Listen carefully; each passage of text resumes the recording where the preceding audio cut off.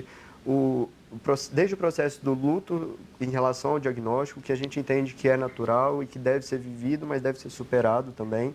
Mas também o dia a dia, né, com os filhos que têm nanismo, porque 80% dos pais, né, das pessoas com nanismo não tem a condição, a família não tem nenhum histórico, né? Então, geralmente é uma condição nova e a gente busca sempre dar esse apoio.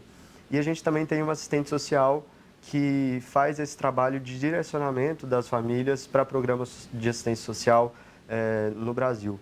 E a gente tem um trabalho muito forte também em prol da comunidade, principalmente no que diz respeito à saúde. Então, é um dos nossos maiores... O nosso primeiro programa, de fato, o nosso primeiro projeto que recebeu verba pública é o Projeto Inspira, que a gente terminou a primeira fase agora em junho. Reuniu 50 adultos com nanismo e a gente focou em 3 vertentes: na saúde física, saúde mental e nutrição.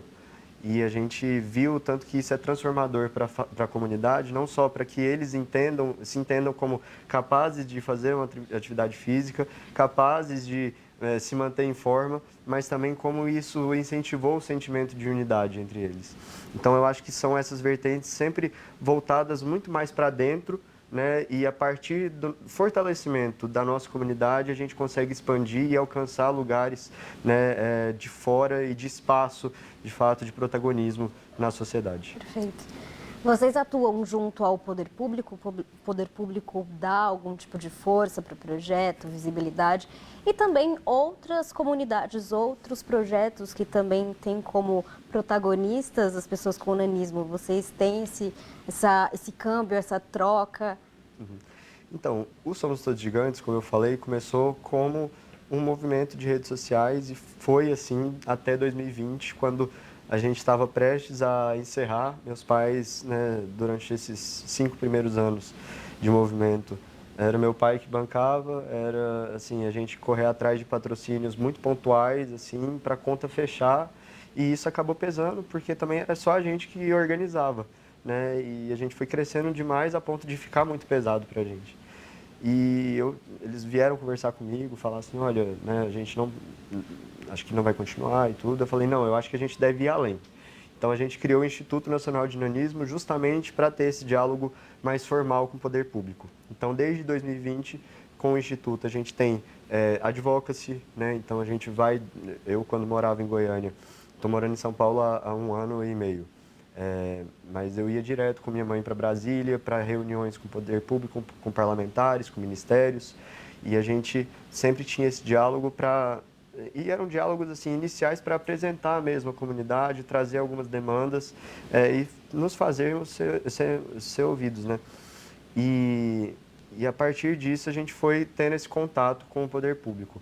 Como eu falei, o Projeto Inspira foi o primeiro a receber verba pública, né? A gente recebeu uma verba da Prefeitura de Goiânia para a realização do projeto, então a Prefeitura é nossa parceira nesse projeto, apesar de ser um projeto de alcance nacional. Nós temos trabalhos também junto com a Defensoria Pública do Estado de Goiás, então a gente teve em um dos nossos encontros regionais em Goiás uma palestra de um defensor público falando um pouco sobre, né, a Defensoria Pública atuando junto com o Instituto. Então, a gente tem várias vertentes do poder público que estão atuando junto com a gente e a gente vê isso com muitos bons olhos, porque a gente depende do poder público. Assim como eles dependem que nós levemos as demandas, né, para que eles possam, de fato, promover a transformação, a gente precisa que eles estejam ali ouvindo, presentes, né, para que, de fato, a gente consiga alcançar aquilo que a gente tanto almeja e os espaços que a gente tanto almeja chegar. Gabriel, vou te pedir uma licencinha para a gente partir para o nosso intervalo. Na volta a gente continua a conversa, tudo bem? Tudo bem, ótimo. Gente, antes de chamar o intervalo, na verdade, eu quero saber se você já se inscreveu em nosso canal do YouTube. Porque, além disso, você também precisa adicionar a nossa playlist aos seus favoritos. Fazendo isso, você recebe as notificações em primeira mão e pode rever também na íntegra todos os episódios do Diversidade que já rolaram por aqui. Enquanto você se inscreve, a gente vai fazer uma rápida pausa e eu volto já.